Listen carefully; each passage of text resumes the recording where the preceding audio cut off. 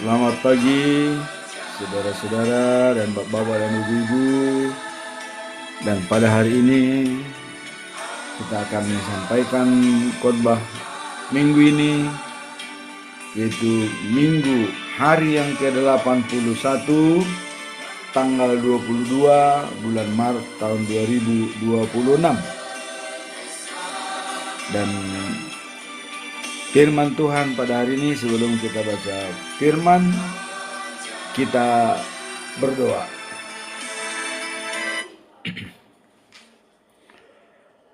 Terang dari Allah, cahaya dari langit, terangilah roh dan jiwa kami untuk mendengarkan firman-Mu dalam nama Tuhan Yesus Kristus. Amin. Khotbah pada minggu ini sesuai dengan Almanak HKBP diambil dari Yehezkiel pasal 37 ayat 1 sampai dengan 14. Dengan berikut adalah kebangkitan Israel. Sebagai nats adalah sebagai berikut.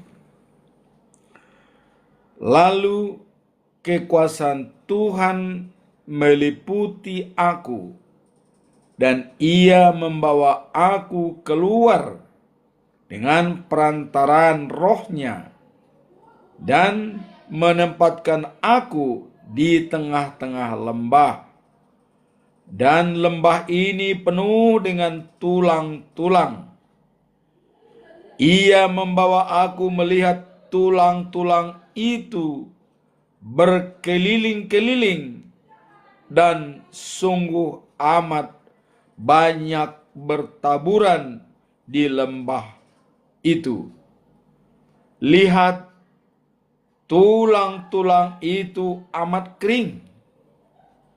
Lalu Ia berfirman kepada aku, "Hai anak manusia, dapatkah tulang-tulang ini dihidupkan kembali?" Aku menjawab, "Ya Tuhan Allah, Engkaulah yang mengetahui." Lalu firman-Nya kepadaku,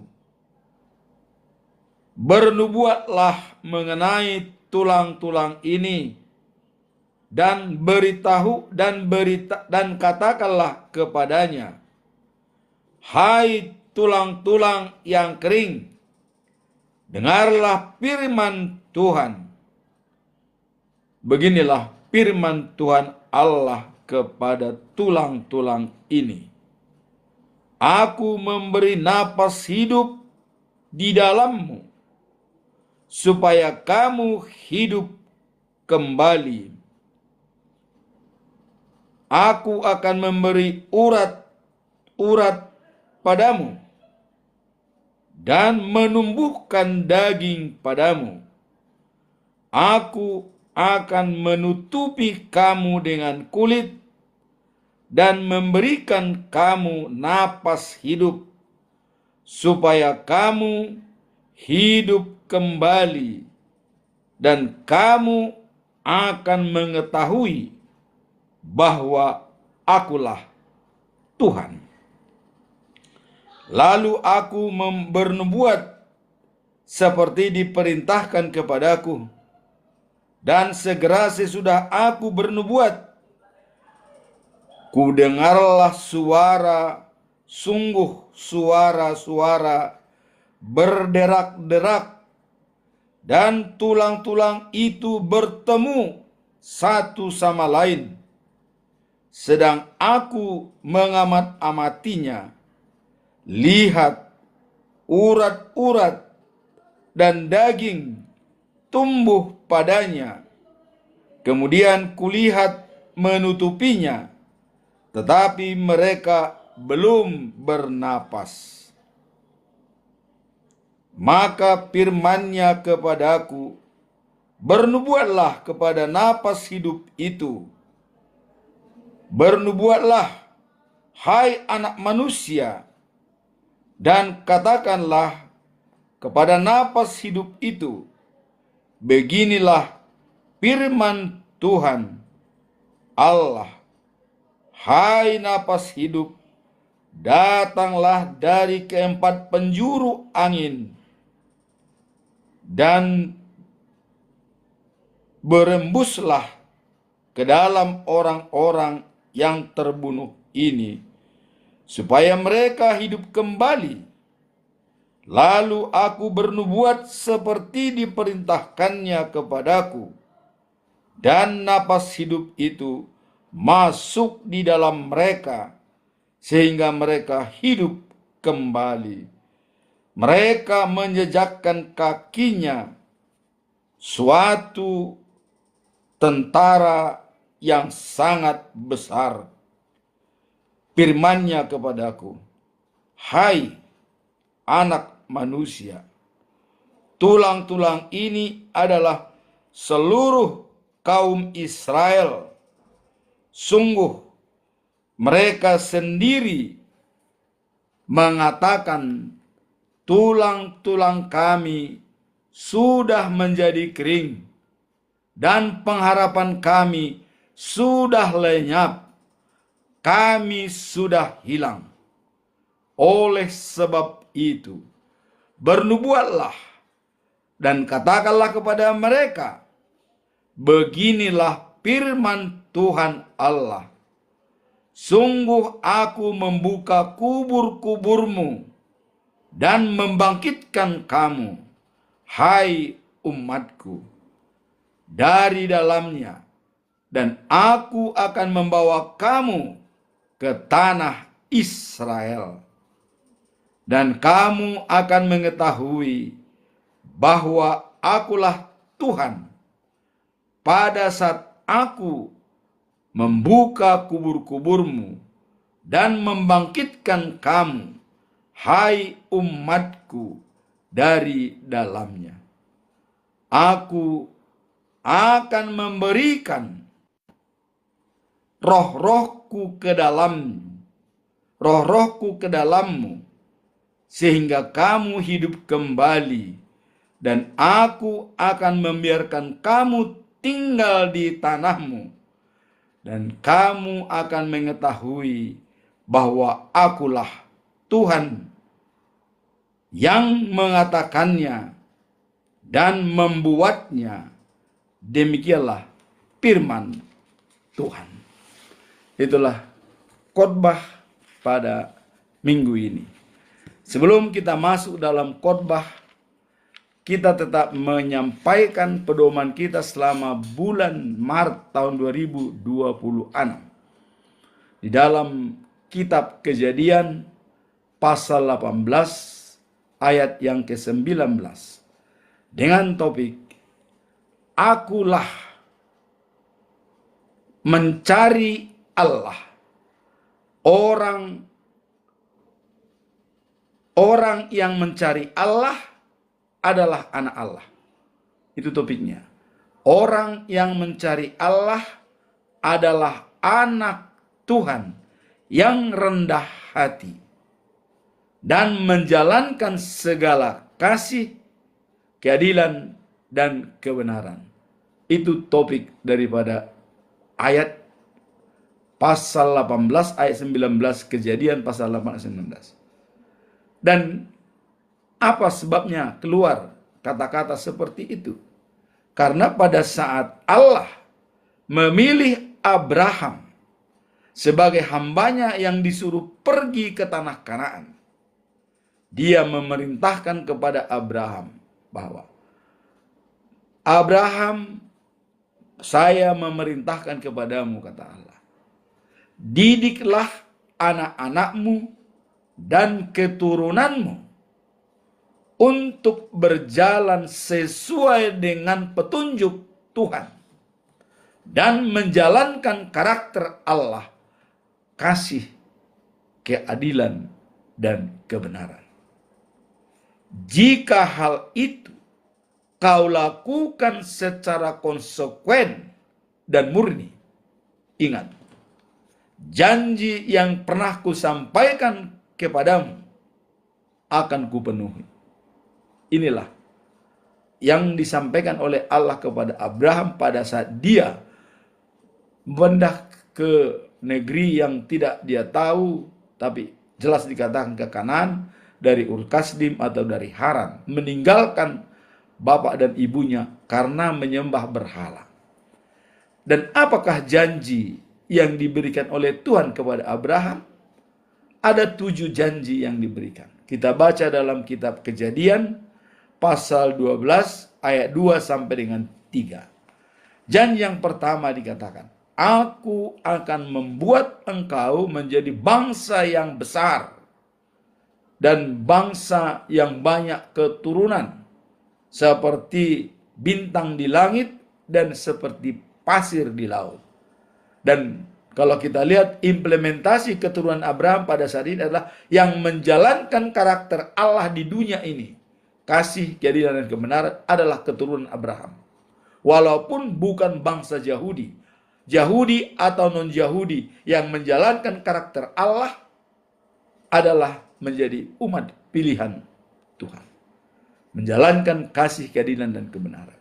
Itulah dikatakan menjadi bangsa yang besar apabila kau menjalankan karakter Allah, kasih, keadilan, dan kebenaran. Poin yang kedua, janji yang kedua adalah aku akan memberkati engkau.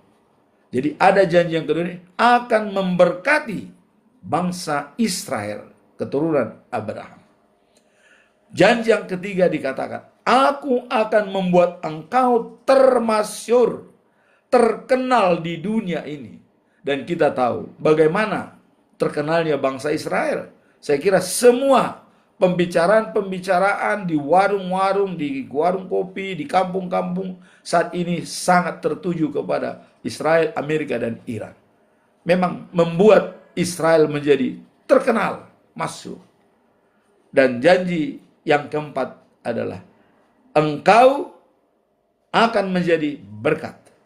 Jadi bangsa Israel itu dikatakan akan menjadi berkat bila menjalankan karakter Allah dan menjalankan petunjuk Tuhan.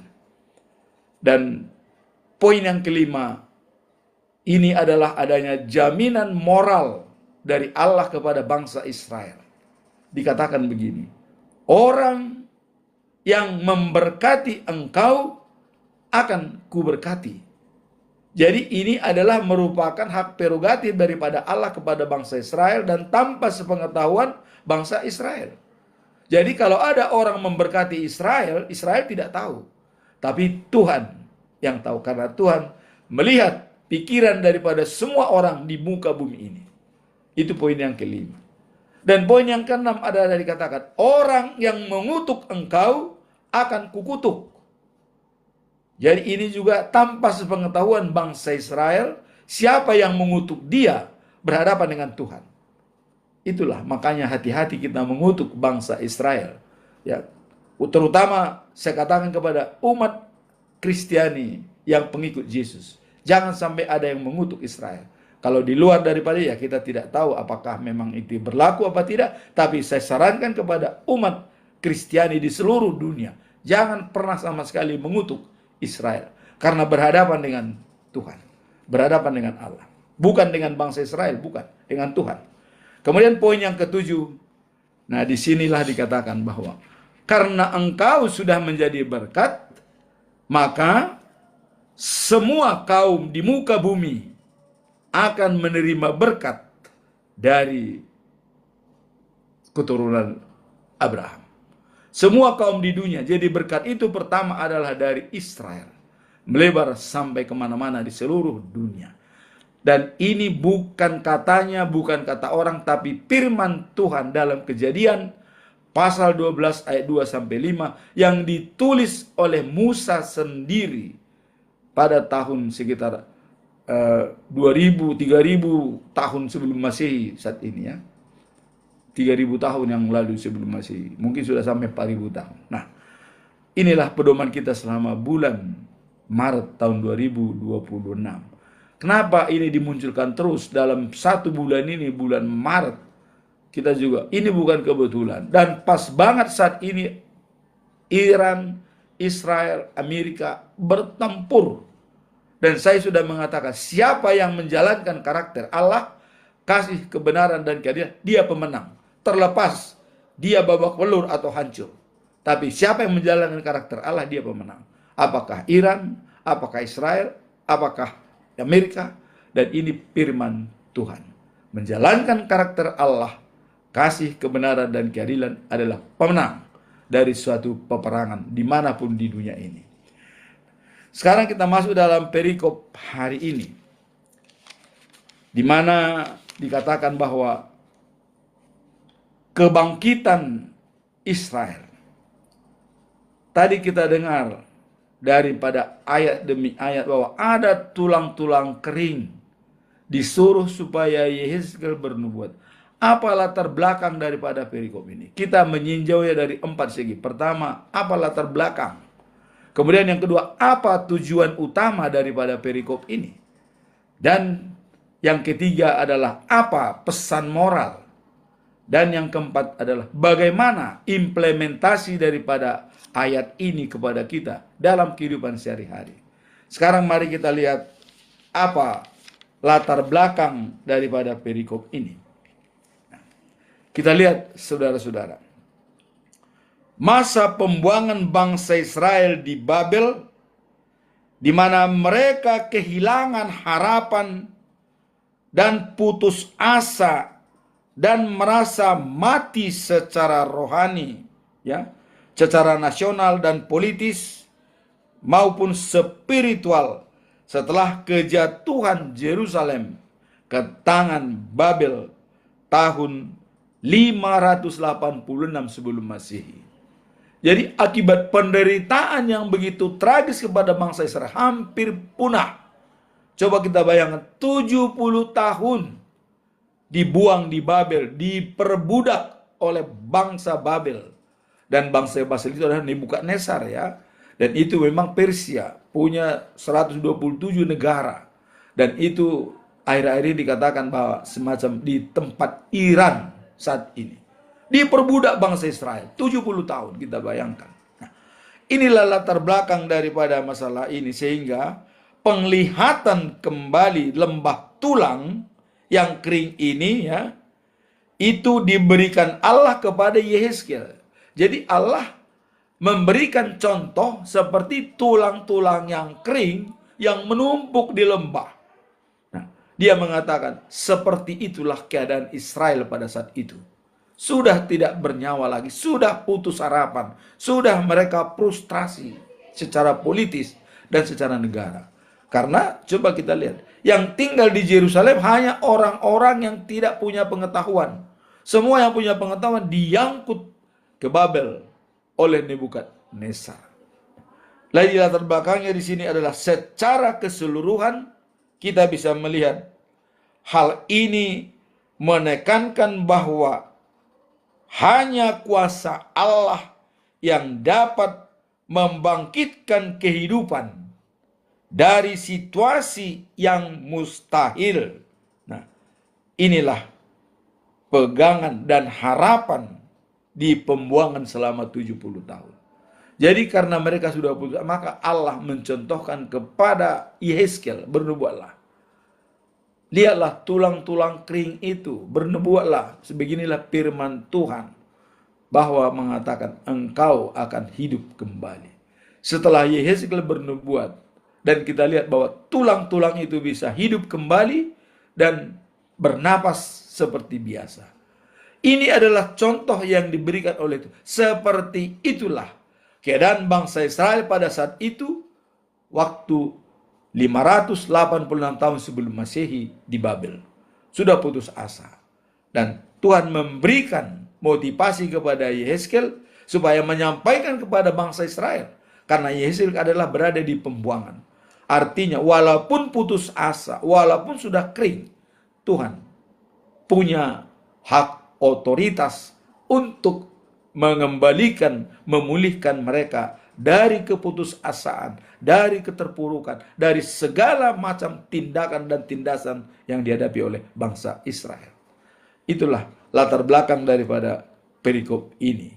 Adanya kejadian pembuangan yang sudah merana bangsa Israel Tuhan memanggil Yehezkiel mencontohkan seperti tulang-tulang kering di lembah yang sudah mati berserakan. Seperti itulah keadaan bangsa Israel saat di pembuangan Babel.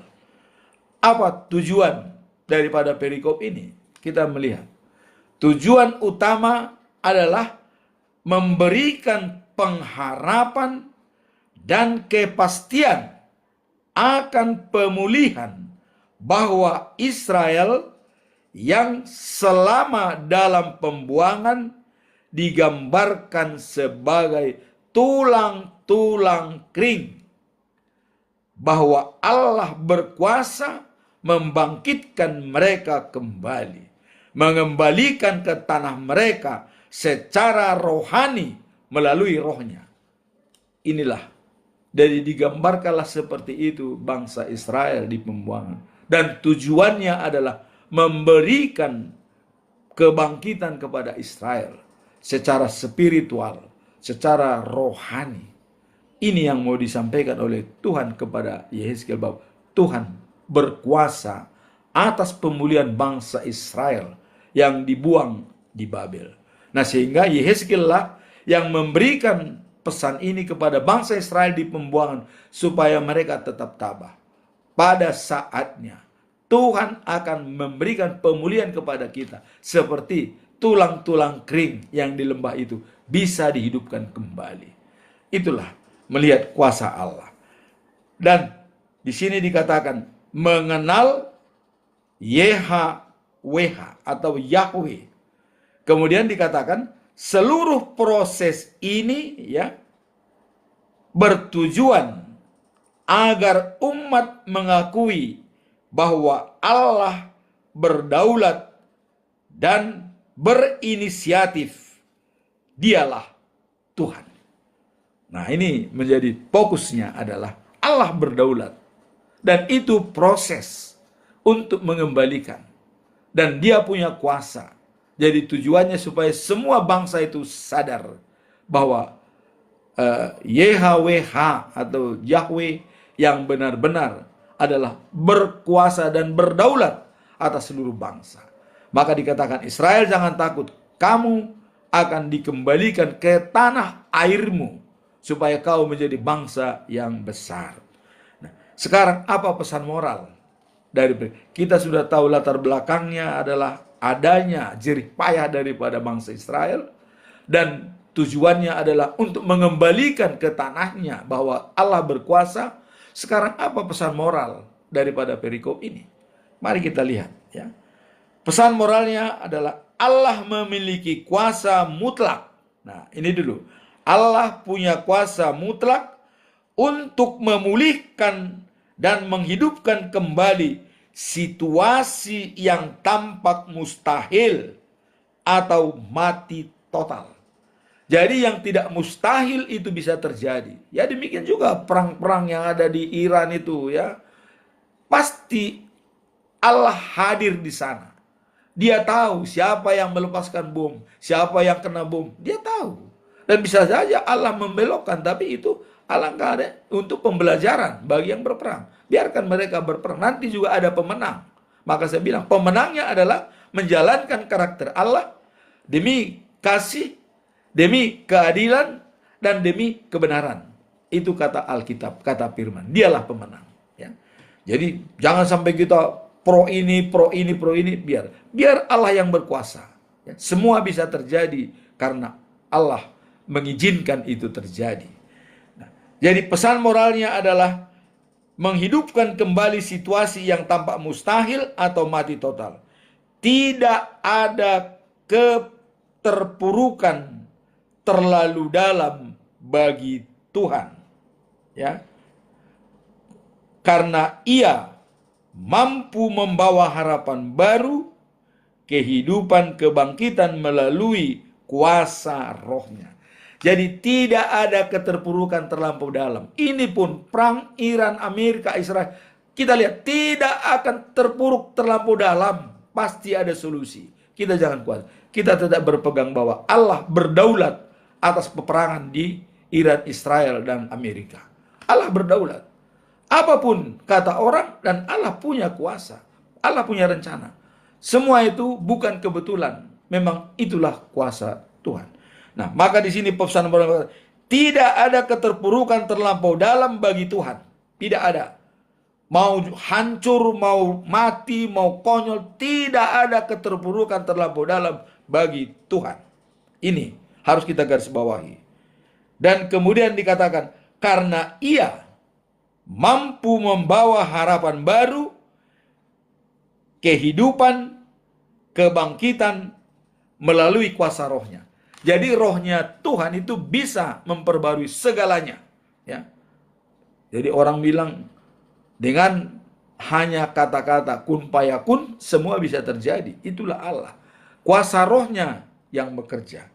Nah, kemudian secara ringkas dalam pesan moral ini kita lihat, ya, ayat ini mengajak kita, apa yang mau kita ambil, mengajak kita untuk percaya bahwa dalam situasi kering, kita dalam situasi kering, ya, misalnya kehilangan pekerjaan, bahan naik melonjak, ya, bahan bakar minyak naik, kemudian keluarga mengalami kehancuran, atau ya putus asa, ya, ingat dikatakan bahwa Tuhan sanggup membebaskan kehidupan baru.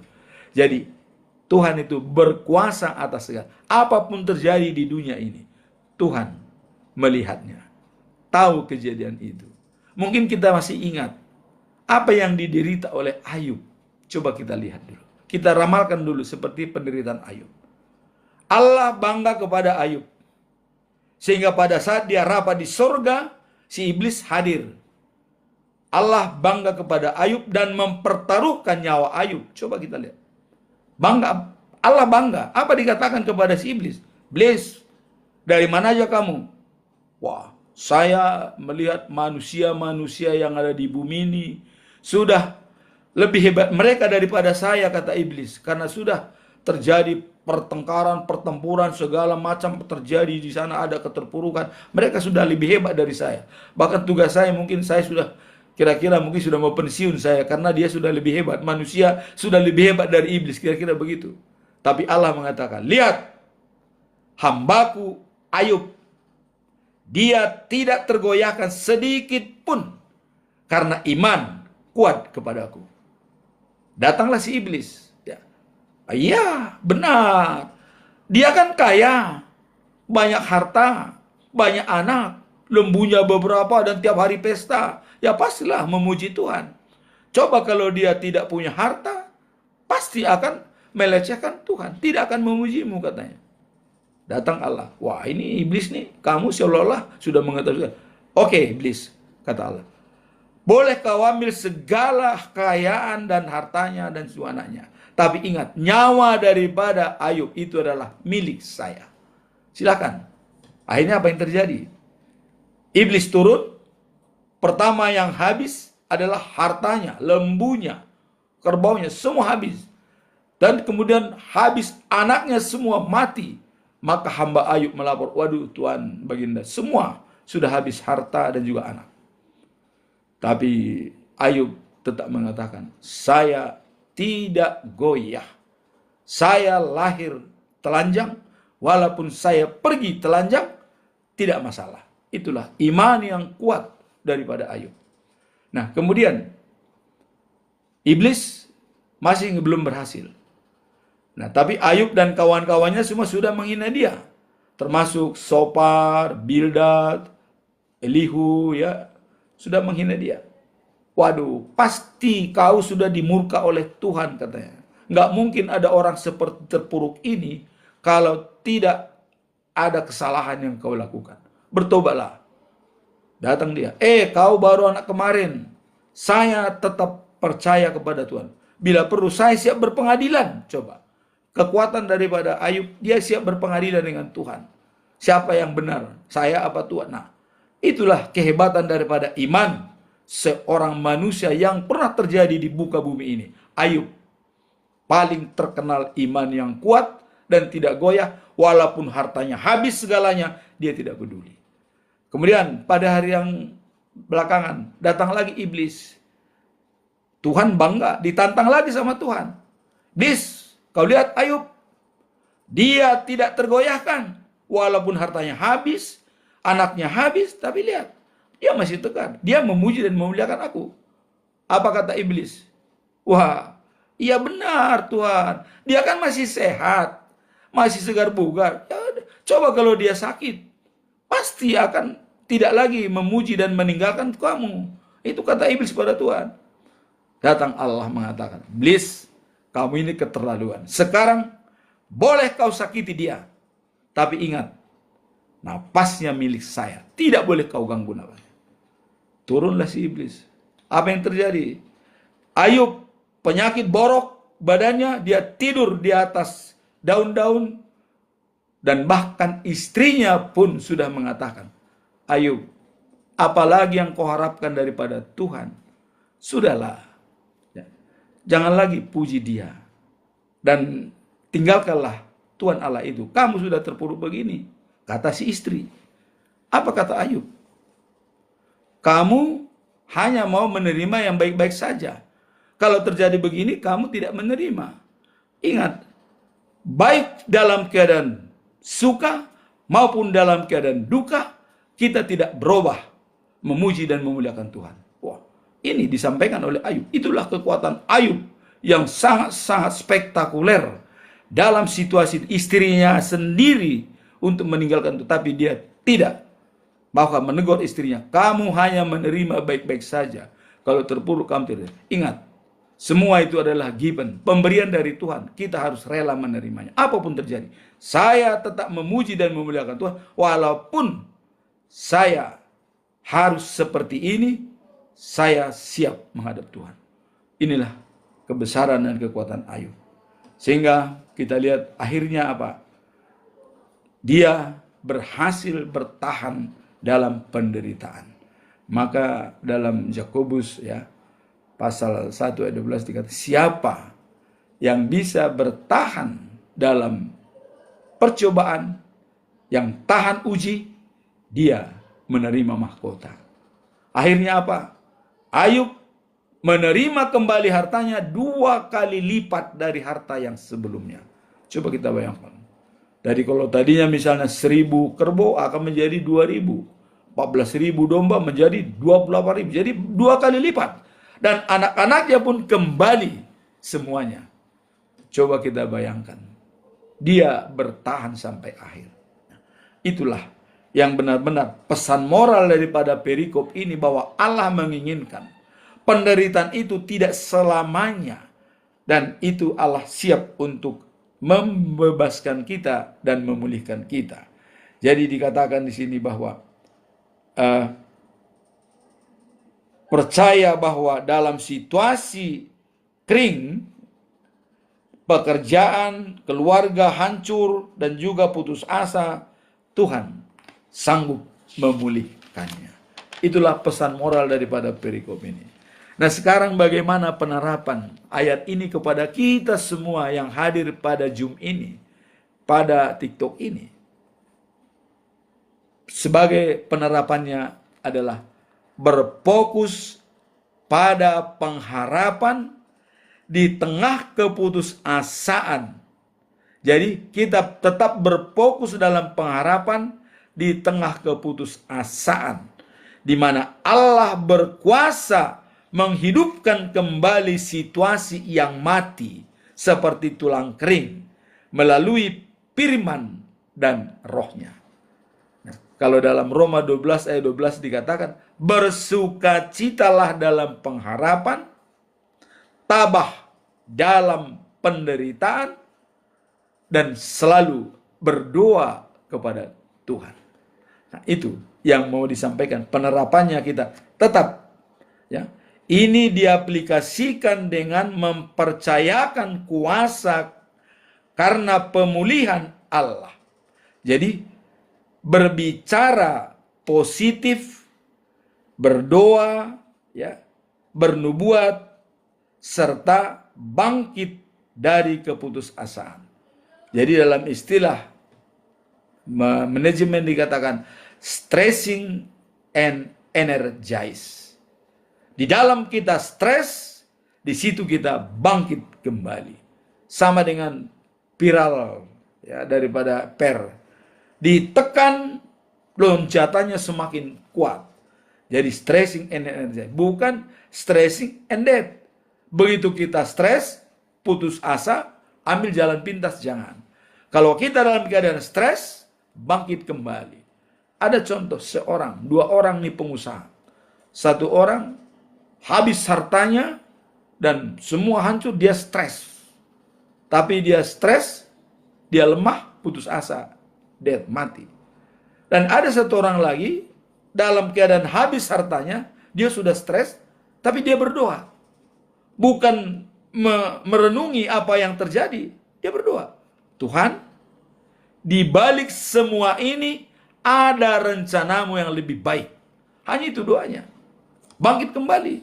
Dia mulai bekerja, kembali hartanya. Nah, jadi maka kita bedakan, jangan sampai stressing and death, tapi stressing and energize. Begitu kita stres, mempunyai sinergi yang kuat.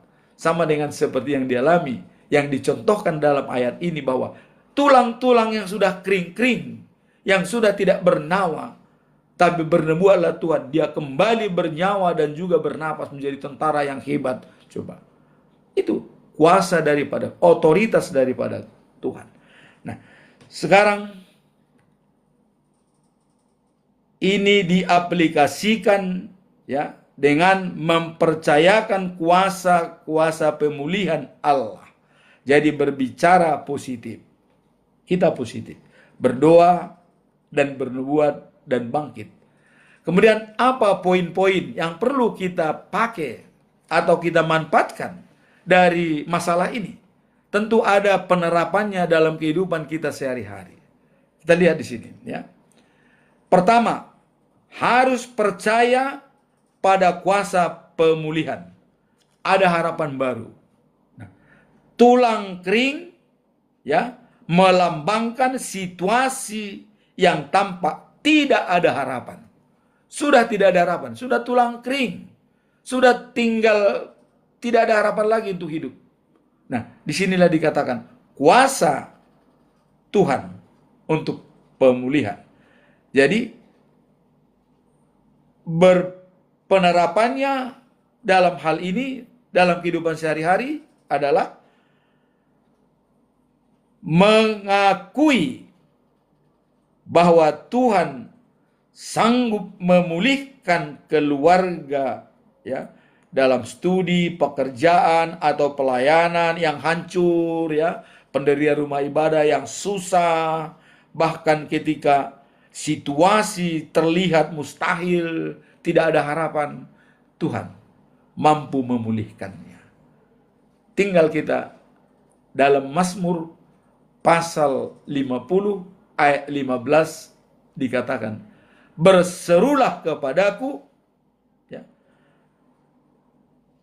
dalam kesusahan, aku akan memulihkanmu supaya kamu memuji dan memuliakan aku. Kalau dalam Mazmur pasal 119 ayat 105 dikatakan ya, firman itu pelita hatiku dan terang bagi kakiku. Jadi pelita pada kaki dan terang bagi jalannya. Jadi terang bagi jalan dan pelita bagi kaki, artinya penunjuk jalan. Firman ini adalah penunjuk jalan. Dan di sini juga dikatakan tadi bahwa percaya pada kuasa pemulihan, harapan baru, bahwa Allah berkuasa untuk memulihkan kehidupan kita. Poin yang kedua, penerapan dalam situasi ini, bernubuat dan berbicara positif. Mari kita berbicara positif. Kita harus menanggapi positif. Baik peperangan dalam Iran, Israel, Amerika, kita harus bicara positif. Tuhan yang punya kuasa untuk menyelesaikan ini. Biarlah siapapun yang tidak menjalankan karakter Allah, kasih keadilan, mereka akan sadar. Tapi yang menjalankan karakter Allah, kasih kebenaran dan keadilan, mereka pasti bertahan. Itu doa kita. Jadi kita tidak ikut-ikutan membuat berita hoax, seolah-olah ini hancurin. Jangan. Karena orang mulut yang berbohong salah satu yang dibenci oleh Allah dan tidak ada damai dengan orang itu. Baca Amsal 6 ayat 16 sampai 19, ada 7 yang dibenci oleh Allah. Salah satu adalah mulut yang berbohong. Dan memberitakan hoak itu jelas adalah membuat berita bohong. Nah, itulah poin yang kedua, bernubuat dan berbicara positif. Seperti Yehezkiel diperintahkan berbicara kepada tulang-tulang kering itu, ya, kita diajak untuk bernubuat atau memperkatakan janji firman Tuhan atas keadaan kita, bukan mengeluh. Jadi jangan kita terlalu banyak mengeluh, tapi mari kita berpikir positif bahwa segalanya indah pada waktunya. Ini yang perlu kita harapkan dalam setiap situasi kegalauan dan ketidakpastian. Kita pasti mengatakan di balik semua rencana, di balik kecelakaan itu ada kebaikan yang akan timbul. Dan semua indah pada waktunya. Kemudian poin yang ketiga, yaitu mengandalkan Roh Kudus. Jadi kehidupan baru itu datang ketika napas hidup atau Roh Allah masuk. Pada saat kita penciptaan manusia, kita diciptakan dari tanah. Dan kita tidak ada apa-apanya waktu kita diciptakan. Tapi begitu Roh Kudus, Roh Allah masuk dalam diri kita, maka kita menjadi rumah Tuhan. Nah, sekarang ini yang susah diprediksi oleh semua manusia. Kalau kita menganggap diri kita adalah rumah Tuhan, tidak akan kita berbuat-buat yang tidak. Ya. Seperti Daud. Daud, apa pernyataan spektakuler dari Daud? Kita baca Mazmur 23 ayat 6. Dikatakan, kebajikan dan kemurahan mengikuti aku seumur hidup. Tidak ada jeda. Kebajikan dan kemurahan mengikuti aku seumur hidup. Dan aku akan diam di rumah Tuhan sepanjang masa. Tuh. Pada saat itu belum ada bait suci. Belum ada rumah Tuhan. Belum ada gereja. Tapi dia akan diam di rumah Tuhan sepanjang masa. Rumah Tuhan yang dimaksud adalah dirinya sendiri. Maka mari, saudara-saudara, ibu-ibu dan bapak-bapak, jadikanlah diri kita sebagai rumah Tuhan, terutama pada saat bulan suci Ramadan yang sudah selesai, dan sekarang merayakan kemenangan Idul Fitri. Jadikanlah diri kita menjadi rumah Tuhan, pembawa damai kepada siapapun. Ya. Karena dalam Injil Matius pasal 5 ayat 9 dikatakan, berbahagialah orang yang membawa damai, karena dia adalah anak-anak Allah. Anak-anak Allah di sini termasuk bahwa dia sudah rumah Tuhan. Nah, itulah poin yang ketiga, penerapan daripada perikop ini, mengandalkan Roh Kudus, ya. Roh Kudus yang ada pada kita dapat membangkitkan semangat dan ya mengembalikan ya penyakit secara alami. Menurunkan darah tinggi bisa, mengembalikan stamina bisa, menjaga diri tetap sehat bisa.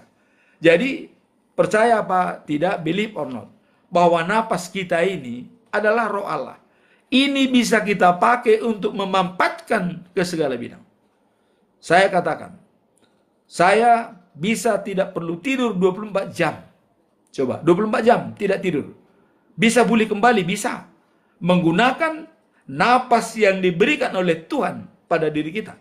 Saya tinggal 15 menit, mengisi oksigen ke seluruh tubuh, ke otak, kemana, segar kembali. Isi oksigen.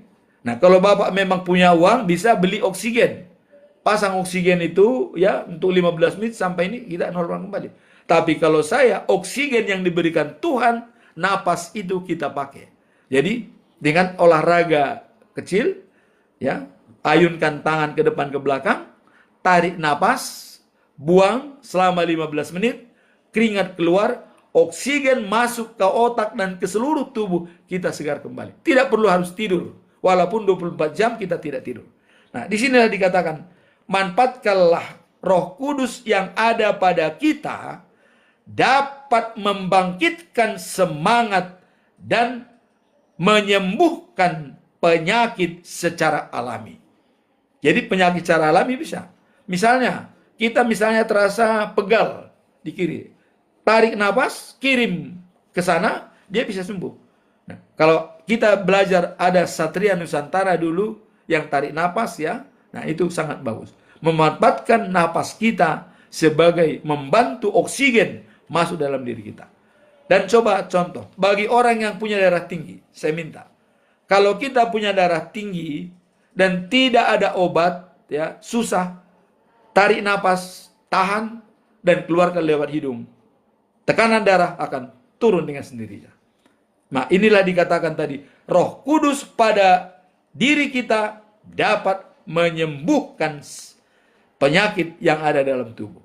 Jadi Roh Kudus itu roh kita, roh itu yang dihembuskan dalam diri kita. Napas kita itu ya, itu bisa memperbaiki kehidupan kita. Nah, sekarang poin yang keempat terakhir. Bangkit dari kubur. Artinya dari keputusasaan yang sudah tulang-tulang kering, tidak ada harapan hidup. Tapi Allah menyampaikan kepada Yeskel, bernubuatlah kepada tulang-tulang itu, bangkit dan bernapaslah, kembalilah badan. Dia bernubuat atas nama firman Tuhan, dia kembali. Dan ada urat-uratnya, ada daging, ada kulit menutupi semua, ya. Dan belum hidup, belum punya napas. Dan dikatakan, bernubuatlah kembali untuk napasnya, supaya masuk dalam dirinya. Dari 4 penjuru angin, dia mengatakan, masuklah ke dalam tubuh-tubuh itu. Dia bernapas. Nah, itulah dikatakan di sini bahwa bangkit dari kubur, dari keputusasaan. Allah berjanji membawa umat Israel kembali dari pembuangan secara rohani. Ini berarti keluar dari keterpurukan, ya, dari masa lalu, atau dengan hidup kembali menjadi tentara yang besar bagi Allah. Dia jadi tentara besar bagi Allah seperti tadi dicontohkan, menghidupkan tulang-tulang kering kembali dan berubah menjadi tentara yang sigap. Nah, ini dicontohkan kepada bangsa Israel. Apabila Anda nanti sudah kembali dari pembuangan Babilonia ke Yerusalem, orang Yehuda, Anda akan menjadi tentara yang besar. Apa tentara? Tentara adalah penjaga teritorial, ya, penjaga perbatasan, penjaga tanah. Jadi Tuhan sudah mengatakan ini pada 586 tahun sebelum Masehi yang lalu. Kamu akan menjadi tentara yang besar dan menjadi penjaga. Mungkin perdamaian bisa, menjaga wilayah, iya. Nah, itulah. Jadi ini sudah dinubuatkan oleh Tuhan. Maka kisah ini ya mengarahkan bahwa tidak ada situasi yang terlalu hancur bagi Allah untuk diperbaiki. Jadi walaupun saat ini kita lihat dihancurkan Haipatel Api, bagi Allah tidak ada terlalu hancur dalam situasi. Tidak. Karena Allah bisa memulihkan. Walaupun sehancur apapun dibikin Iran, sehancur apapun Israel, dan juga Emirat Arab segala macam, tidak ada dikatakan terlalu ya hancur bagi Allah untuk diperbaiki. Jadi Allah mampu memperbaiki semuanya pada saatnya tiba. Nah, itulah penerapan daripada perikop hari ini, memberikan bagi kita kepastian dalam keterpurukan, memberikan kepastian bagi kita untuk hidup yang lebih baik di hari yang akan datang. Pergunakanlah keterpurukan itu merenung kepada Tuhan dan selalu mengikuti petunjuknya dan menjalankan karakter Allah, kasih, kebenaran, dan keadilan. Dan kuncinya adalah Galatia 6 ayat 9. Jangan jemu-jemu berbuat baik, karena kita akan menuai pada saatnya kalau kita tidak lemah. Maka tidak lemah di sini artinya tidak bercacat sampai akhir zaman. Jadi dikatakan bahwa dalam Wahyu pasal 3 ayat 10, menuruti firman Tuhan, menjalankan karakter Allah, dan setia sampai akhir zaman. Ingat, percobaan-percobaan yang lebih besar yang akan datang, kita bisa luput dari itu kalau kita menjalankan karakter Allah dan menuruti firman-Nya. Dan percobaan itu adalah ujian, dan sama seperti emas murni diuji supaya benar ketahanan iman, maka iman kita diuji berarti kita sudah mampu untuk menyelesaikan masalah. Maka untuk itu kita menggunakan stressing and energize. Dalam saat kita tertekan, di situ kita bangkit untuk memuji dan memuliakan Tuhan. Demikianlah khotbah pada minggu ini. Semoga kita semua terberkati. Dalam setiap keterburukan ingat, tidak ada bagi Tuhan terlampau hancur atau terlampau berat. Tidak ada. Karena Tuhan mampu mengembalikan kembali seperti semula. Amin. Tuhan memberkati. Kita berdoa. Tuhan, kami datang kepadamu dalam kerendahan hati, memohon agar Engkau menghidupkan setiap area yang mati dalam hidup kami. Berikan kami kekuatan dan keyakinan untuk percaya pada janji-Mu akan pemulihan dan hidup yang baru. Dalam nama Tuhan Yesus Kristus kami berdoa. Amin. Baik, teman-teman semua, ternyata ada yang meminta untuk bisa kita berikan waktu sekitar setengah jam bisa untuk tanya jawab, karena banyak yang tadi menyampaikan kepada saya, tolong Pak dibuka pertanyaan untuk kita menyampaikan katanya. Sekarang kita buka kesempatan pada hari ini hanya sampai jam 9.30 ya. Jam 9.30 kita akan berangkat. Dan saya buka kesempatan kepada teman-teman yang mungkin menambahkan atau memberikan pencerahan ya. Kita sangat berterima kasih.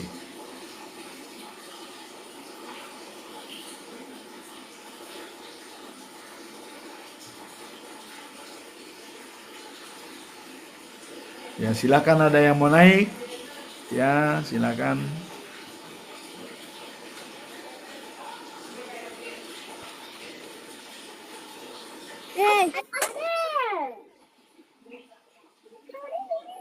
Selamat pagi, Tia. Tia, apa ada yang mau disampaikan, Tia? Tia, ada yang mau disampaikan? Silakan. Oh, wah, iya. Ternyata dia tidak ini ya. Alset sudah bergabung.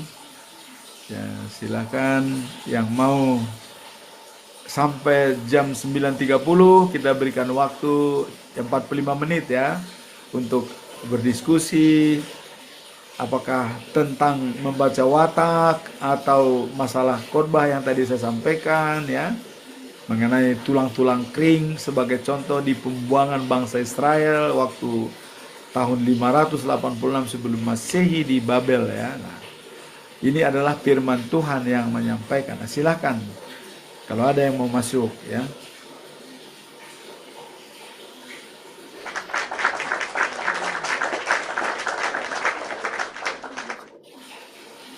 Ya, kita bisa sambil menunggu teman-teman yang mau bertanya atau yang mau masuk, kita bernyanyi dulu dari lagu Tuhan.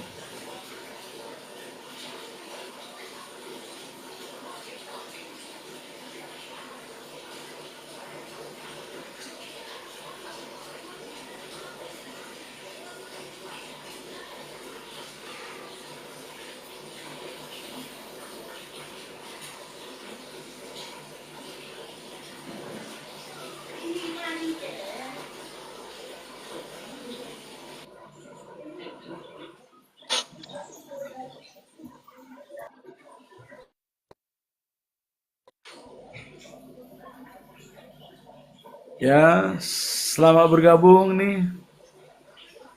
Eh, Milenia, Shalom. salam, salam. Selamat hari Minggu ya. Selamat hari Tuhan Minggu. berkati. Ya. Tadi sudah menyimak khotbah tadi, ada disimak.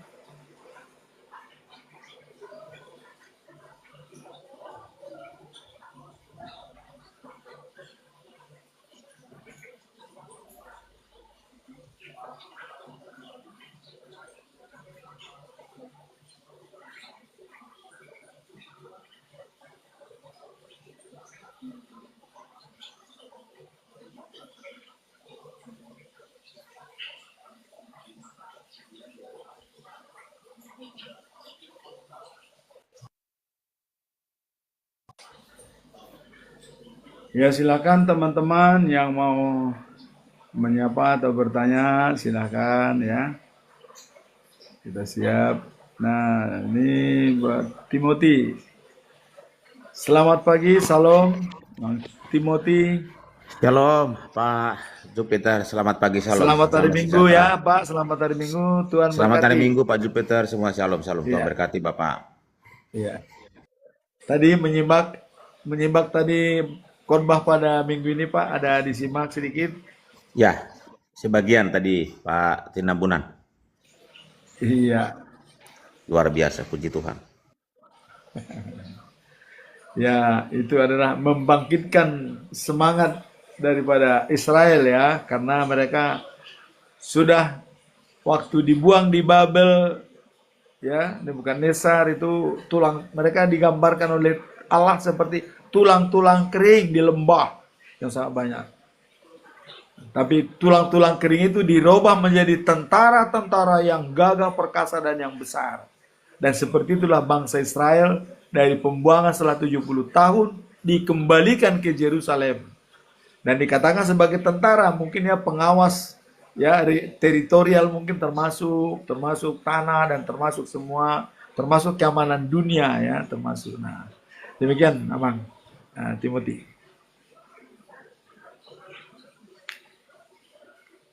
Ya, silakan yang mau menyampaikan sesuatu ya, kita bisa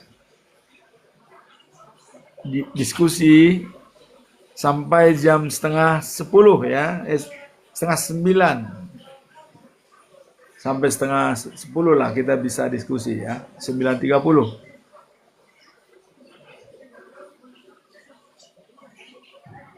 Dan kalau ada juga untuk mengetahui karakter daripada anak atau watak anak, silakan tinggal sampaikan kepada kami tanggal lahir, bulan dan tahun. Watak anak dan karakternya bisa kita baca dari sini, bisa. Silakan. Silakan menyampaikan tanggal lahir ya. Supaya kita tahu siapa anak kita itu. Ya, terutama anak-anak. Tapi berlaku juga untuk orang dewasa ya, silakan. Dan yang masih berada di bawah silakan yang mau masuk. Nah, ini saya sapa nih Dani ya. Oke. Silakan yang mau naik, silakan bergabung. Ada yang mau disampaikan, mungkin hari ini hari Minggu ya. Sebelum kami kebetulan beribadah nanti jam 10.30 dan jam 10 sudah harus sampai di tempat ibadah. Masih pada waktu sampai setengah 10 ya. Jadi di sini masih ada 45 menit lagi. Silakan. Iya, izin Pak Ya, Jupiter. terima kasih Pak Timothy. Ya, terima kasih tadi buat firman Tuhan Pak Jupiter. Ya, terima kasih Tuhan berkati Bapak, diberi kesehatan, kekuatan Pak untuk melayani Tuhan terus. Ya, terus kita Bapak Ibu semua melayani Tuhan, mengasihi Tuhan. Terus sampai masa tua, seperti Bapak Jupiter ini menjadi teladan buat kita semua melayani sampai kita masa tua, sampai putih rambut kita terus mengasihi, mencintai, melayani Sang Raja, Sang Logos, firman Allah yang adalah Kristus. Bapak Ibu semua, saya mengimbau anak-anak muda, ya generasi muda, khususnya yang mungkin sekitar ya mungkin 45, mungkin 45 tahun ke bawah lah, terus gunakan waktu, talenta, masa mudanya untuk melayani Tuhan. Jaga kesehatan di masa muda kita, terus melayani, mengasihi Tuhan. Apapun yang Allah anugerahkan kita, talenta kita, untuk melengkapi Kristus kita gunakan untuk melayani Sang Logos, Sang Firman yang adalah Kristus Yesus Tuhan.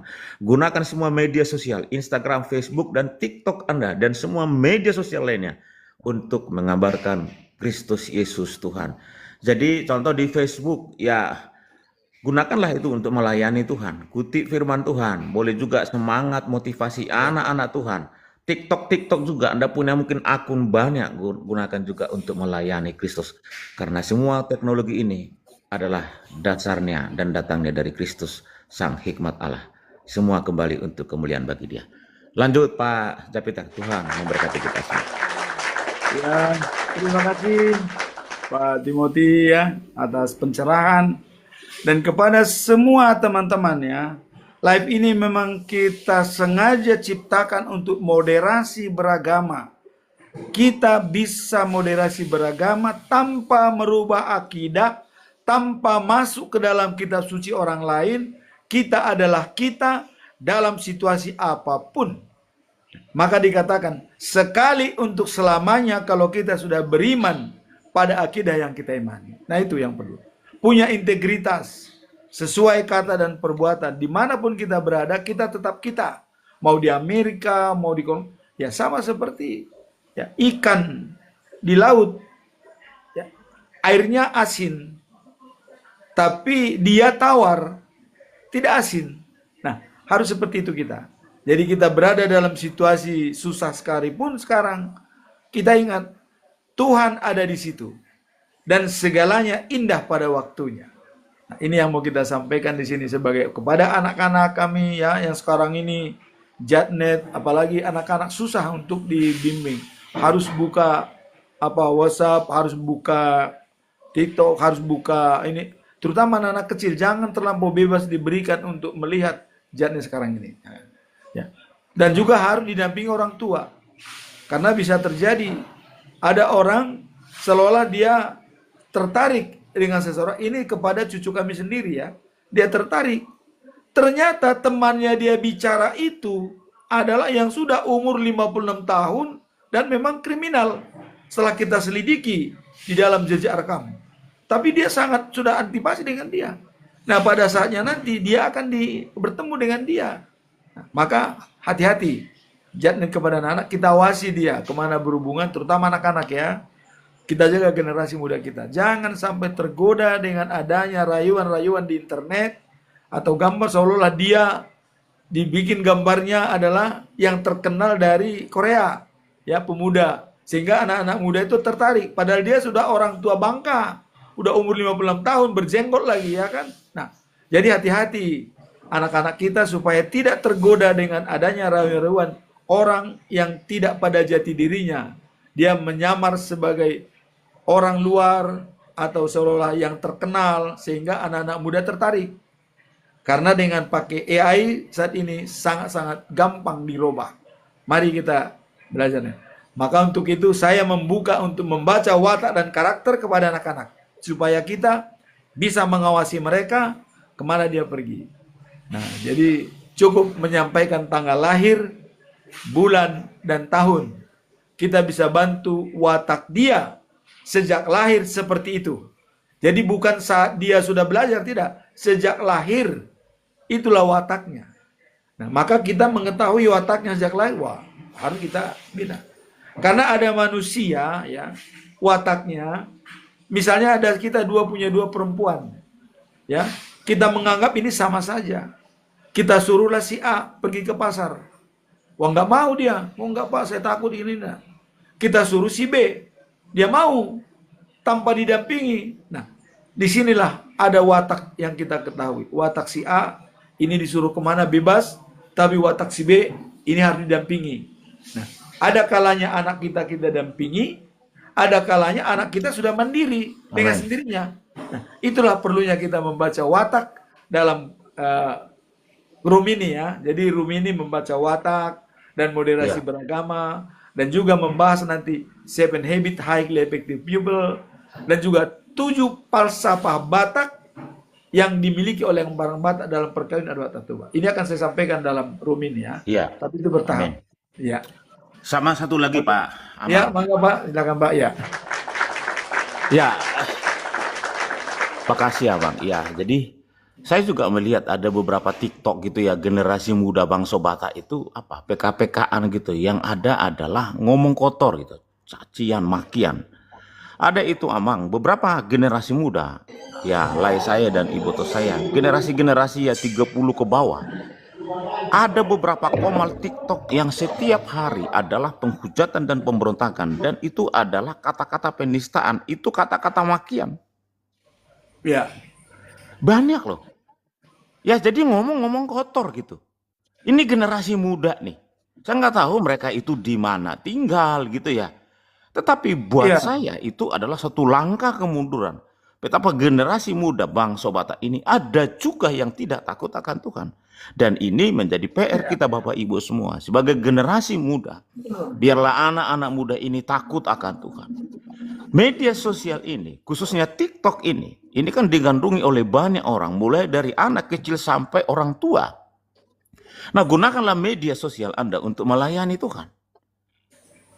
Ini ya, penting tadi, bagaimana Amang tadi menyampaikan, pembangunan karakter anak-anak itu adalah dimulai dari keluarga kita. Jadi saya menghimbau, ya anak-anak muda juga, khususnya dari Bang Sobata. Ya ada juga yang minum tuak, ada juga yang merokok, ada juga ngomongnya, aduh minta ampun deh ngomongnya itu, aduh semuanya kebun-kebun binatang Ragunan sana disebutin. Nah ini kan tidak baik Bapak Ibu semua. Dan saya rasa orang-orang itu juga orang Kristen. Nah itu menjadi tugas kita sebagai orang tua, sebagai generasi muda. Gunakanlah semua media sosial Anda untuk kemuliaan bagi Kristus. Itu penting sekali Ya, kita untuk selamat mengasihi pagi. dan mencintai Tuhan Bapak Ibu semua. Ya Selamat lanjut. pagi. Amang. ya. Ya, kita sapa di sini ada Pak David, ada Pak Theo, ada dari Daini, silakan Pak. Ada yang mau disampaikan dari Pak Dani. Oke, yang tanggal kalau boleh nggak saya bertanya? Tanggal 25 Desember Boleh, gimana? boleh Pak, boleh Pak. Tanggal 25 Berapa Desember. Pak? Tanggal 5 Desember tahun Tahunnya tahun 80. Tahun 1 Masehi nggak enak nanti. Tahun 80, Pak. tahun Tahun 80. 1980. 80 tanggal 25 Desember gitu. Sama dengan Yesus saya lahir gitu loh. 25 Desember tahun 1980. Tahun 1 bukan tahun 1, Pak. Bukan tahun 1980, Pak. Tahun 1 kan Iya, masih iya, iya, iya. Tuhan lahir, Pak, Iya, Yesus. benar. Iya, Oke, Pak. oke Pak. Oke, Pak. Saya mau lihat Pak ya. Oke, Pak. Oke Pak. 7 3 1 8 9 10 1 9 1. Wah, iya. Gimana, Pak? Jadi Bapak ini watangnya pemberani Pak. Disuruh kemana pun nggak ada halangan. Oh, Ya. Nah, jadi watak yang sebenarnya Bapak itu adalah bahkan ingin keluar kepulauan negara Indonesia pun mampu.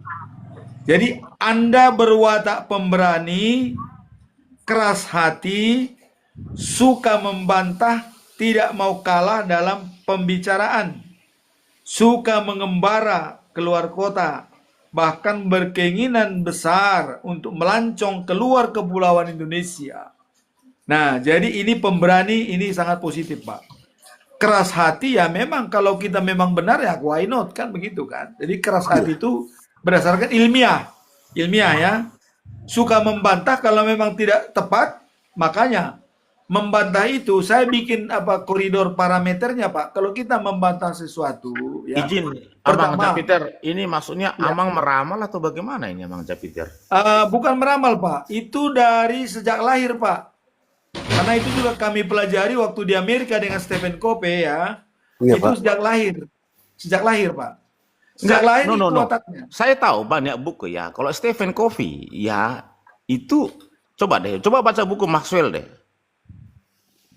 Nah, Ya jadi gini, Amang, ya. ini kita boleh sharing nggak, Amang Japiter? Boleh. Saya sangat senang Pak. Jadi gini, Mang, di dalam kekristenan nggak boleh meramal atas tanggal lahir orang atau bintang Sakuarius apa namanya Caprio atau apa itu, saya nggak tahu ya teman-teman ya. Tetapi itu Ya. adalah pelanggaran akan firman Tuhan. Ya Golpanus itu nanti ke Golpanus gitu loh. Coba, dari mana dasarnya Amang Jupiter ini berdasarkan tanggal lahir orang, bulan dan tahun, Amang bisa memprediksi atau mengestimasi masa depan orang dan karakter orang? Mana Jadi dasar begini Alkitabnya? Pak. Ya, begini Pak. Di sini kita bukan meramal Pak, watak dan karakter. Ya. Dan watak dan karakter itu sudah sejak lahir Pak. Sejak lahir. Itu bukan meramal Pak, bukan meramal, bukan. Di sini tidak meramal Pak, tidak kadam, tidak.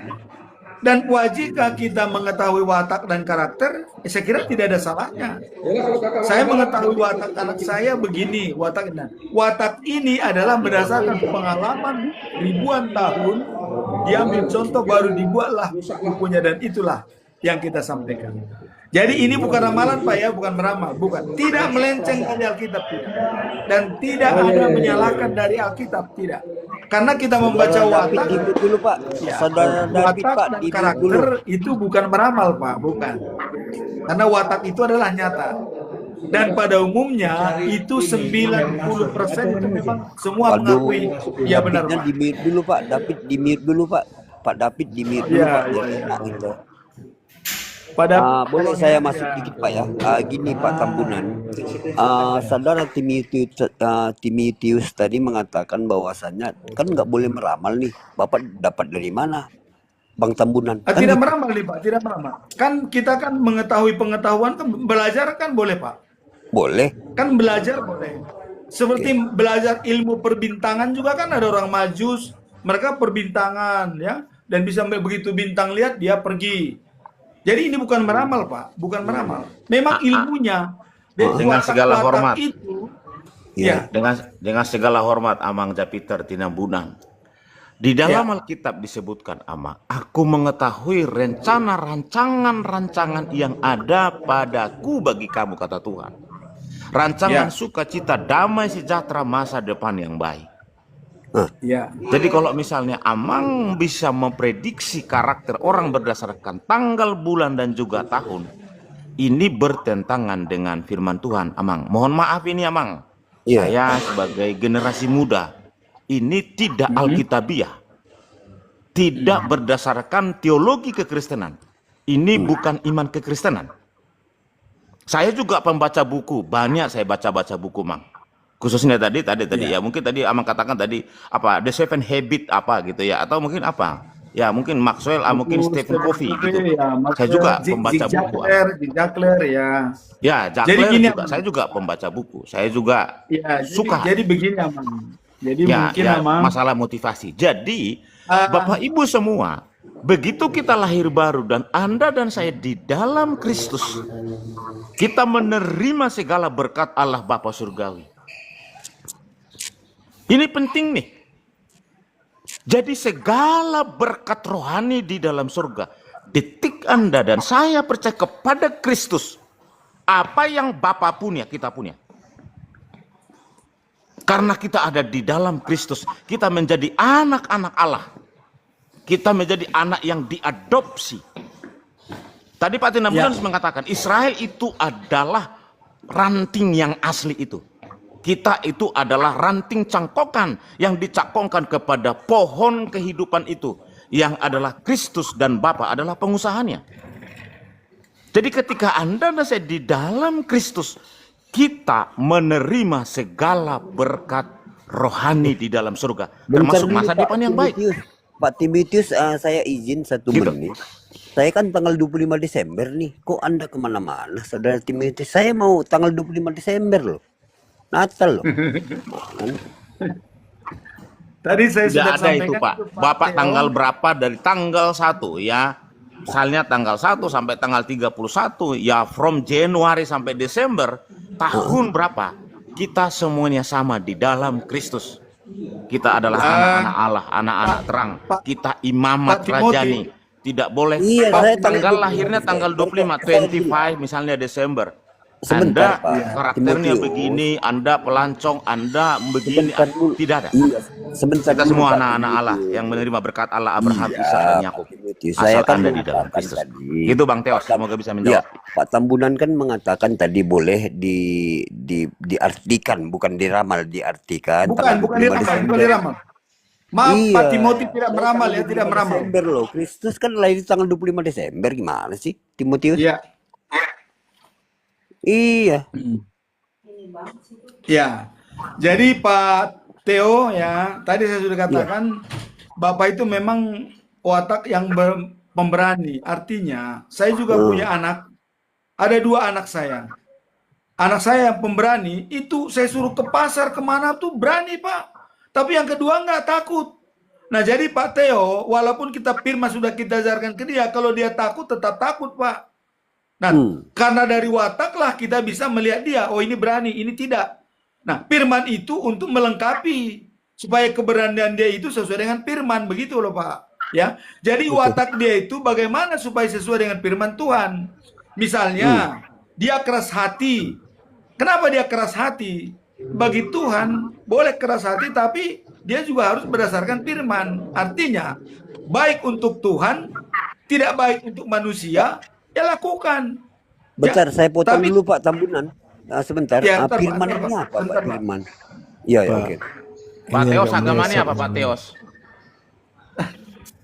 Enggak, Pak saya Teos. kan mau bertanya tanggal 25 Enggak, Bapak Desember. agamanya apa Pak? Mohon maaf Pak. Saudara David, saya kan bertanya dengan Pak Tambunan. Enggak, Pak Teos dengan hormat, Bapak agamanya apa di KTP? Ini Pak Timotius ini bercerita dengan saya nih.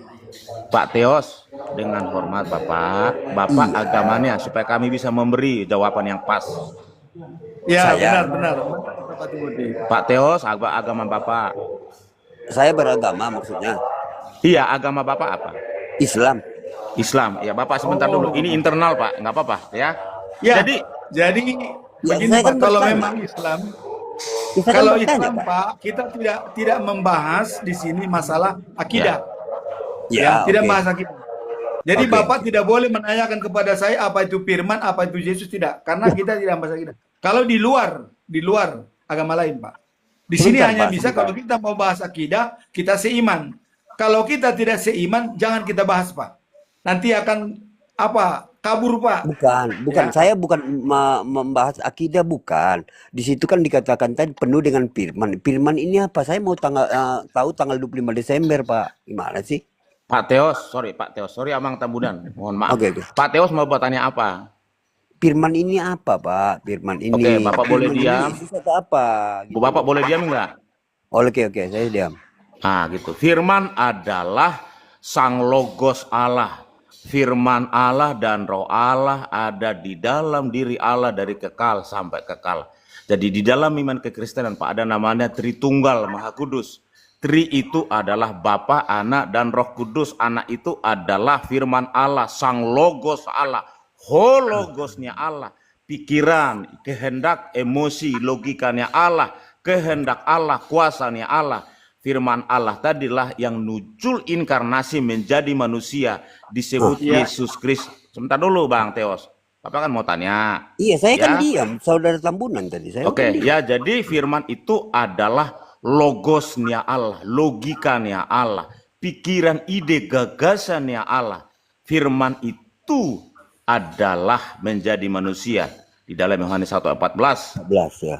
itulah Yesus Kristus Tuhan. Gitu ya, bukan di dalam iman Anda. Firman Oke. itu perkataan Allah, bukan. Oke. Salah. Gitu Bang Teos. Kalau firman itu logos, bagaimana dengan segala firman yang telah kau berikan kepadaku, telah kusampaikan? Itu firman rema atau gimana? Ya, oke, ya, Bapak dengerin. Ya, jadi di dalam iman kekristenan, Bos, kalau Anda izin saya baca, turun Yos ya. Bapak Ya, boleh seperti diam, biar lagi saya jelasin.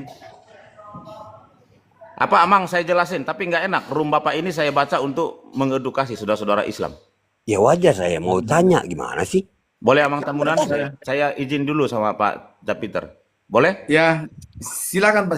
Sebatas Oke, kita gitu. tetap menjaga moderasi Iya, beragama. betul. Ya, ya. Oke, Bang Teos nggak apa-apa. Bapak tanya aja, ya. Nanti kita jawab Ya, semua. Jadi, Betul. kalau betul. Anda baca Alkitab, Pak, ya, Anda baca Alkitab, khususnya di dalam Perjanjian Baru dari Matius sampai Wahyu. Kalau ada kata firman, Ya. ya, Kalau F-nya huruf besar itu merujuk kepada Kristus. Contoh misalnya Yohanes 1 ayat 1. Pada mulanya adalah firman. Firman itu pasti huruf besar. Karena dia menandakan adalah logosnya Allah. Firman itu bersama-sama dengan Allah dan firman itu adalah Allah. Jadi firman Allah, pikiran Allah, logikanya Allah yang adalah Kristus itu satu usia, satu hakikat dengan adalah Bapa yang adalah Allah. Jadi firman itu juga adalah Allah. Nah, yang Anda katakan tadi, yang dikutip itu kan itu pertanyaan yang udah inilah. Tapi nggak apa-apa. Segala perkataan firman aku sampaikan. Kalau Anda baca satu perikop itu F-nya huruf kecil. Itu berbicara rema. Ya, jadi di dalam iman kekristenan, firman itu juga boleh disebut rema. Oh, rema. Paham? Ya, itu bukan merujuk kepada Kristus. Pasti F-nya huruf kecil. Kalau F-nya huruf besar itu merujuk kepada Kristus yang adalah Sang Logos, firman Allah yang hidup. Makanya di dalam kitab Wahyu dikatakan ya pasal 22 ya, aku adalah Alfa dan Omega. Ya, atau Wahyu 1 ayat 8, aku adalah Alfa dan Omega, firman Tuhan Allah yang ada dan yang sudah ada dan yang akan datang, yang maha kuasa. Jadi Sang Logos itu ya, itu adalah Kristus. Ya, semoga bisa menjawab. Oke. Di sini Anda mengatakan tadi firman itu Yohanes 1:1, pada mulanya firman bersama-sama Allah, Allah itu adalah firman. Sekarang kita masukkan kata-kata firman adalah Allah. Berarti Yesus mengatakan segala Allah yang kau berikan kepadaku, begitu? Salah, ini saya jelasin. Oh, gimana sih? Saya jelasin Theos. Ya, oke. Bapak boleh diam, Bapak Theos. Saya kan itu bentar Pak Theos. Abang Theos. Oke. Saya itu ahlul kitab. Kita bisa, orang Kristen itu semua tahu Alkitab, Pak. Benar, Pak. Asal Anda bertanya saja. Saya kita mau akan bertanya. Aduh, Sebentar. malah. Benar, Theos, Pak. saya Bapak akan tahu dengan jelaskan. Alkitab. Perjanjian lama itu siapa yang menulis? Kalau Bapak Satu tahu. bicaranya. Theos, Iya. Anda kan bertanya. Iya. Boleh Anda diam enggak? Oke, saya diam. Nah, begitu diskusi. Ya, Mas. Kita senang gitu loh Anda yang bertanya, ya. Nah, pada mulanya adalah firman. Firman itu pasti merujuk kepada Kristus, logosnya Allah. Jadi firman di sana itu bukan kata kerja, kata benda, noun. Merujuk kepada pribadi. Kalau Anda belajar waktu mungkin junior high school, senior high school, atau mungkin university, Anda mungkin S2, ya mungkin sudah tesis atau disertasi, pasti Anda ada kata kerja, ada kata benda. Berfirman dengan firman itu beda. Berfirman itu kata kerja. Sementara di dalam Yohanes 1 ayat 1, firman itu kata benda. Kata benda merujuk kepada pribadi, person, orang. Itu Kristus. Nah, di dalam teologi Islam, berfirman itu adalah perkataan. Perkataan itu kata kerja, berkata. Ya. Kemudian, firman itu bersama-sama dengan Allah. Allah di sana merujuk kepada Allah Bapa. Paham? Oke. Jadi firman Allah tadi ada di dalam diri Allah Bapa dari kekal sampai kekal. Oke. Dan roh Allah juga ada di dalam diri Allah dari kekal sampai kekal. Jadi firman dan roh Allah selalu bersama-sama dengan Allah Bapa di dalam kekekalan. Itulah Tritunggal. Trinya apa? Tiga pribadi. Tunggalnya satu hakikat Allah. Firman itu adalah Allah. Allah yang pertama merujuk kepada Bapa, Allah yang kedua bukan Allah Bapa. Jadi firman itu seusia, satu hakikat, jenisnya adalah Allah. Karena Bapa itu adalah Allah, jadi semua yang ada di dalam diri Allah itu pasti adalah Allah. Jadi firman yang adalah Sang Logos alias Kristus itu adalah Allah. Ya, mohon izin Pak Timotius, pertanyaan saya begini Pak Timotius. Segala firman yang kau telah sampaikan kepada aku. Udah tadi, jangan bolak-balik lagi. Jangan bolak-balik. Pertanyaan yang lain, jangan nanti jadi polemik. Pertanyaan yang lain. Saya belum bisa menanggapi, gimana sih? Kok saya nggak boleh menanggapi? Pertanyaan yang lain, nggak polemik lagi. Saya sudah sampaikan tadi. Bukan, ada firman, ada rema. Pak, oke. Ya, oke, pertanyaan selanjutnya. Kalau polemik, saya Oke. jagonya polemik di bawah kolong langit ini. Enggak, Ya, masuk ke bukakan aja kolom saya. polemik Anda. Begini, Pertanyaan Pak. yang ketiga, Oke, silakan. saya bertanya. Kalaulah Anda mengatakan di Yohanes 1:1, itu adalah firman logos, dan Yohanes segala firman yang telah kau berikan adalah firman rema. Bagaimana dengan perjanjian lama? Oke, apa yang Perjanjian kamu lama tanya? itu Bertanya aja, sebentar. bertanya silakan. Berfirmanlah Allah.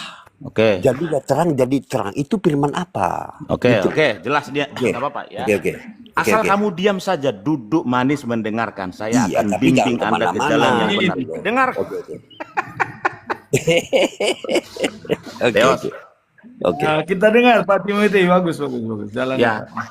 Orang Iya. Islam itu jagonya bertanya. Enggak apa-apa kalian tanya. Kami senang Bukan. kekristenan. Bukan cuma Tapi- saya. Semua. Aduh, Teos. Semua orang Kristen itu ahlul kitab. Kami dari kecil itu sudah menelaah, mempelajari, membaca semuanya Alkitab kami. Nah, di dalam kalau kamu baca di Kejadian 1 ayat 3, berfirman Allah, jadilah terang. Nah, bagaimana caranya Allah berfirman? Yaitu tutup dengan firman-Nya. Jadilah terang. Terang itu adalah Kristus Yesus Tuhan. Makanya di dalam Kejadian 1 ayat 2 dan 3 ya, sebelum matahari dan bumi dan segala cakrawala itu terangnya sudah jadi. Makanya di dalam perjanjian baru Kristus berkata, akulah terang hidup. Barang siapa yang ada di dalam aku tidak ada di dalam kegelapan. Sebab aku adalah terang.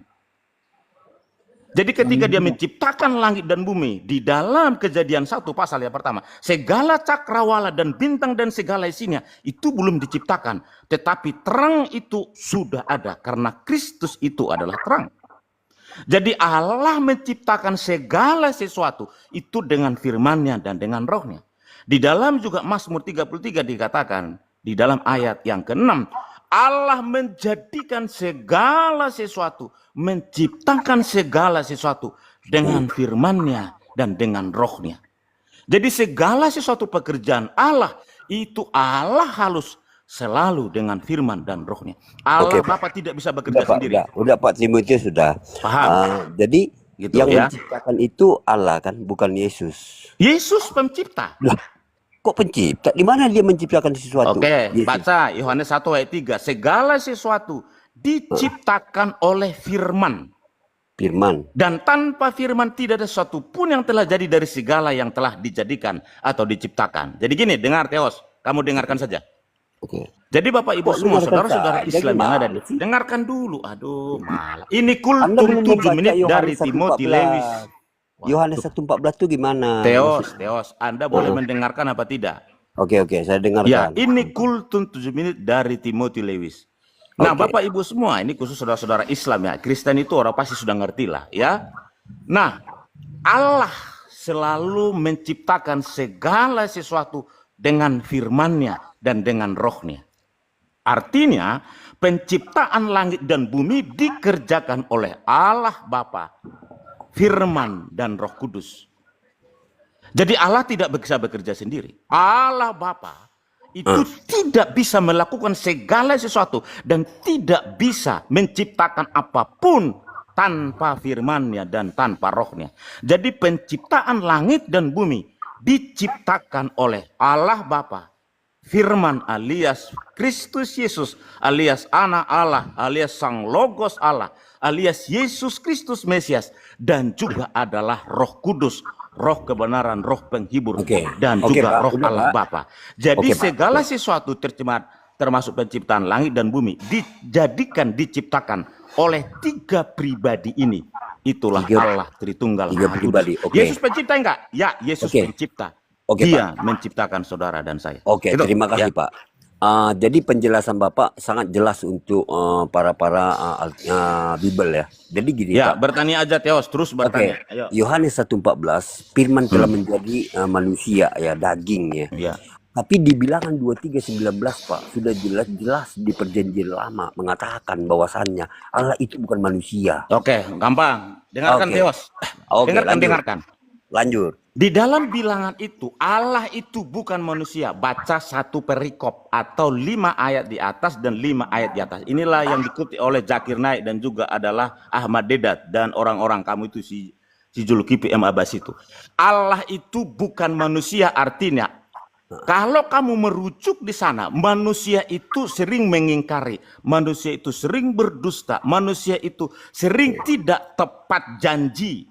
Allah bukan manusia. Manusia boleh mengingkari, manusia boleh berdusta, manusia boleh itu melakukan apapun, dia tidak komitmen, tidak setia. Itu artinya Allah itu manusia, bukan merujuk kepada pribadi Kristus. Tapi sifat-sifat manusia yang sering mengingkari, sering lupa, ingkar janji, itu bukan adalah Allah. Sementara di dalam Yohanes 1:14, Allah menjadi manusia, firman menjadi manusia, menjadi daging, menjadi flesh. Sebentar, Kak. Oke, Timotius. Oke, Sebentar. Dengarkan, sebentar. saya tepuk Dikit tangan. lagi, Oke, dikit jadi lagi. begini. Sebentar, kita Dikit kita lagi, dulu. Teos. Aduh, jangan dipotong-potong. Iya, Ya, jadi saya sudah masuk, Pak. Saya mengerti. Jadi begini, Pak. oke, ya udah, lanjut pertanyaan selanjutnya. Oke, Anda mengatakan tadi, apabila firman ini telah menjadi manusia, di bilangan 23:19, Allah itu bukan manusia, Pak. Sehingga dia berkata dusta, apabila firman ini menjadi manusia, dia akan berbohong. Aduh, dengarkan dulu. Ini Teos, saya ulangi sekali lagi. Nanti pertanyaan next. Di dalam kitab bilangan itu, Allah itu bukan manusia. Artinya, manusia itu sering berdusta. Sering mengingkari janjinya. Tidak setia, tidak taat. Tidak apa yang diperkatakan, tidak sesuai dengan perbuatannya. Allah tidak seperti itu. Allah yang setia. Sekali dia berfirman, tetap berfirman. Dia tetap setia. Dengarkan dulu. Aduh, gimana ya orang-orang Islam ini? Ya saya diam. Kenapa Ya, sih? jadi Saya kan diam. kalau Anda Saya tidak ini setia, begini, Allah Pak. Abraham, Allah Ishak, Nggak Allah bisa Yakub jawab itu. Edis TV, Pak. Gimana? Dengarkan dulu, Teos. Oke. Boleh diam enggak, Teos? Oke, siap. Jangan Gitu, dikaitkan Bang di Teos. TV, Pak. Ya. Jadi, karena manusia sering berdusta, seringkali mengingkari janji, ya, Allah itu tidak seperti itu. Allah yang setia. Di tengah-tengah ketidaksetiaan Anda, Allah tetap setia akan janjinya, tidak ingkar janji. Sementara dikatakan tadi di dalam Yohanes 1:14 itu tidak ada hubungannya. Firman itu telah menjadi manusia. Sang Logos Allah tadi menambahkan satu kodrat manusia di dalam satu pribadi Kristus. Ya, lanjut pertanyaannya.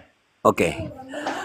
Anda nampaknya boleh juga lah Anda membaca Bible, Pak boleh Teos, juga. lanjut pertanyaannya. Yo, yang paling susah Anda bertanya, yang bingung tentang iman Sobat, Kristen. santai aja. Anda nggak Mungkin diilhami kita Roh sapa Kudus dulu loh. teman-teman ini yang masuk, Pak.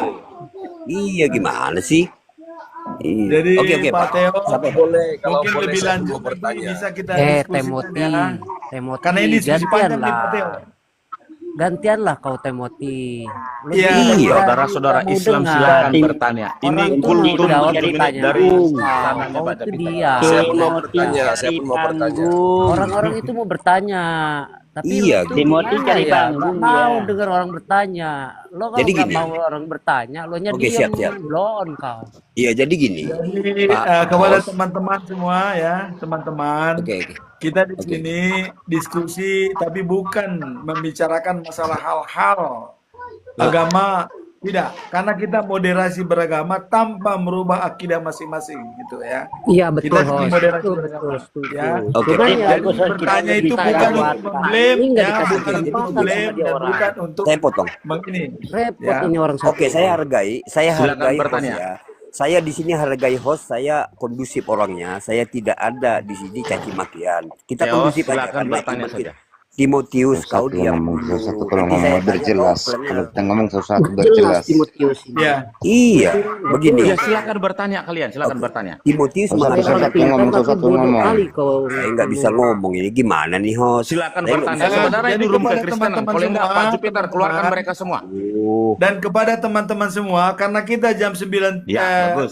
9.30 kita tutup ya.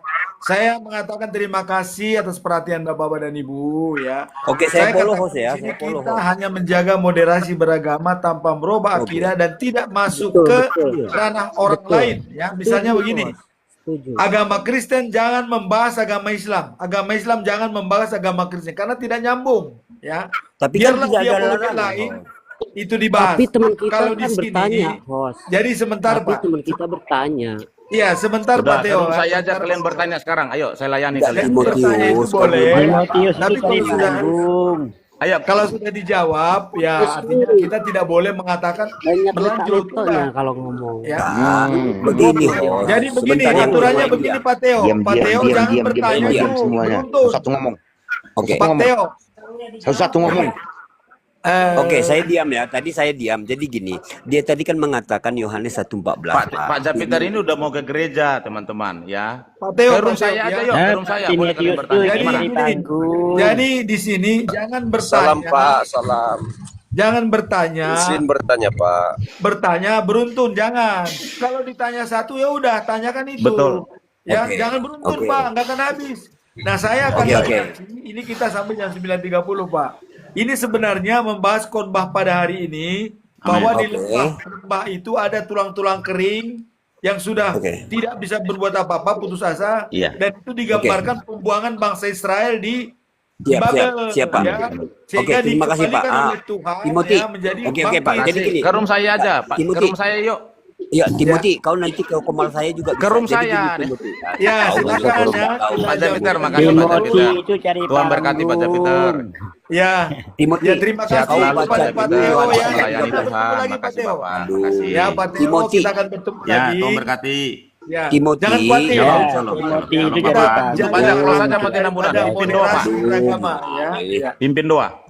Ya. Enggak. Amin. Timothy, ini PR bagi Kalau lu ya. pimpin doa, Pak. Keluarkan si Theo sini, kita pimpin doa. Tidak, Kita akhiri. ini PR bagimu. Timothy Yohanes cari Bapak Theo tahu, sini, Bapak keluarkan, kita berdoa. Dia dominan, nggak bisa diam. Yohanes mendominasi 1:13 kau baca pembicaraan, dulu. mendominasi koma, Iya. itulah wataknya Ya. Timothy. Iya. Jadi Dan kalau ini yang Theo, Bapak berkaitan keluarkan, dengan kita host tutup dalam doa, Pak. Pak membaca Jupiter. watak, maka bagaimana Pak host Jupiter, bisa membaca si watak Theo sama Timothy si seperti Dani, Bapak ini? keluarkan saja. Kita tutup Pak dalam Dani. doa. Itulah Sebentar, saya kondusif loh, Pak. Ya. kita berbicara Gitu. Bapak membaca Bapak closing watak. aja, Pak. Jadi Bapak watak closing. Timothy Nggak usah Enggak, layanin enggak. mereka. Timothy, Mereka polemik, Pak. benar Polemik. itu Saya udah tahu sudah mereka dari dulu, menyimpang Pak. daripada dulu, watak Timothy. Ya. kemanusiaan. Pak Jupiter, Bapak Itulah yang closing saya aja, katakan. nggak usah layani lagi. Ya, udah. Sebagaimana yang dikatakan Bang Ya. Peter tadi. Jangan lagi Bapak membaca layani mereka, Pak. watak, jadi Enggak, watak Timothy, seseorang kau ini Yohanes 1:13 Ya. tidak memberikan PR kau ya. kesempatan Ngomong kepada itu orang tuh susah, lain Pak kayak closing, kayak Pak semua closing, yang Pak. jelas Bapak closing semua. tadi tidak mudah, Pak closing Belum aja. susah susah. Izin Kepada- bertanya Pak, izin kepada bertanya, teman-teman. tolong. Ya, Kepada teman-teman ya, ini waktu sudah ada mau jam 9.30 dan kita minta supaya kita sampai di sini dulu, kita akhiri, kami akan berangkat Pak. ke ibadah ya. Jadi biarlah Makasih, Tuhan Pak. memberkati Makasih. kita semua. Jadi nanti Pak Theo kita bisa Oke. pribadi lagi untuk lebih Ya. lanjut Pak ya Oke. karakter ya. Jadi gini, Pak. saya Iya, ya, karena nggak usah, karakter Pak. Nggak perlu, Pak. Timothy Theo, itu nggak- bagaimana Udah, menurut closing aja, Pak. Bang- Closing, Pak Jupiter. Jangan lagi kasih Bang mereka host. bernarasi. Jadi karakter-karakter yang dibangun oleh Ya, Timothy nggak ini usah, bagaimana Pak. cara Nggak usah. Bapak membacanya. closing, Pak. Langsung ambil alih, Enggak, Pak. enggak. Pak Saya- Jupiter, Baca ambil alih. karakter yang Oke, dilakukan Pak. Langsung ambil oleh alih. Timothy Lewis ini. Semoga Tuhan memberkati kita Amin, semua. amin, amin, amin, Kita amin, bertemu amin. lagi Timothy. di waktu yang Amin. lain. Yohanes ya, Pak. 1:13. Oke. Amin, puji Tuhan, puji Tuhan. Oke. Yohanes 1:13. Makasih, puji Tuhan. Puji Dan Tuhan. nanti kita bertemu di waktu Puji yang Tuhan, puji sama. Tuhan.